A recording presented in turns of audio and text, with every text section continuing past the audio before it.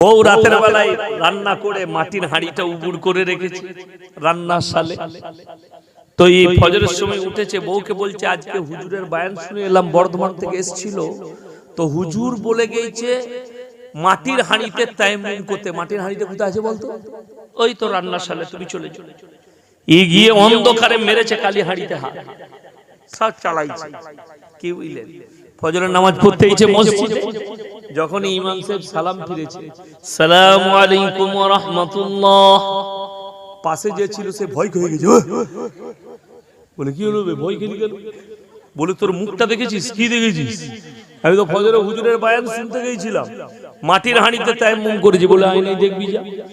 আয়নায় মুখ দেখে বলছে শালা হুজুর বলে গেল মাটির হাঁড়িতে বয়ান করবি। হুজুর শালা হয়ে গেল, চায়ের দোকানে গল্প করার কারণে নতুনটা মিস্টেক মেরেছে।